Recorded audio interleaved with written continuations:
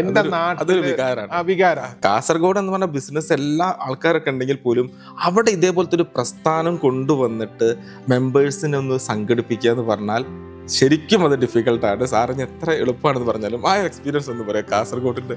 അല്ല, കാസർഗോഡ് തുടങ്ങാൻ എന്ന് പറയുന്നത് കുറച്ച് ബുദ്ധിമുട്ടുള്ള കാര്യമാണ്. കാരണം ഒന്ന് രണ്ട് കാര്യമുണ്ട്. ഞാൻ കാസർഗോഡായിരുന്നാണ്, മനസ്സിലായി. അതുകൊണ്ട് എനിക്ക് നല്ല കൾച്ചർ നന്നായി. കാരണം അവർക്കെല്ലാം ഫാസ്റ്റ് മണിയാണ്.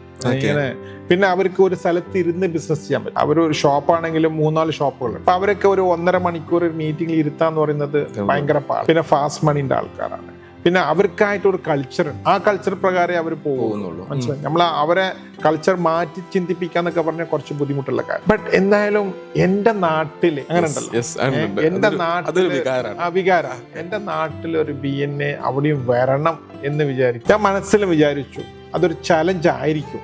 ബട്ട് ആ ചാലഞ്ച് നമ്മൾ ഏറ്റെടുക്കണം, അതവിടെ നടത്തണം. ബട്ട് പടച്ചോന്റെ അനുഗ്രഹം കൊണ്ട് ഞാൻ വിചാരിച്ചതിനായിട്ട് കുറച്ചുകൂടെ എളുപ്പത്തിലായി. ഇപ്പൊ ഈ 4 ജില്ലയില് നിങ്ങൾ ഒരു മെമ്പർ വാല്യൂ, സീറ്റ് വാല്യൂ നോക്കുന്ന സമയത്ത് ഏറ്റവും കൂടുതൽ ബിസിനസ് ചെയ്യുന്നത് കാസർഗോഡാണ്. മനസ്സിലായില്ലേ? ഓരോ മെമ്പർമാരും, ഇവിടുത്തെ മെമ്പർമാർ ചിലപ്പം ഇതൊക്കെ പഠിപ്പിച്ചു കൊടുത്താലും എത്ര ശതമാനം അവർ ഉപയോഗിക്കുന്ന വെച്ചാൽ ചിലവരൊക്കെ പിന്നോട്ട് തന്നെയാണ്. കാസർഗോഡ് ജില്ലയിൽ അതല്ല, അവരുടെ ലക്ഷ്യം ബിസിനസ് ബിസിനസ് ബിസിനസ് ആണ്. അതുകൊണ്ട് തന്നെ അവർ ഭയങ്കരമായിട്ട് ബിസിനസ് ചെയ്ത് മുന്നോട്ട് കൊണ്ടുപോയിരിക്കുകയാണ്.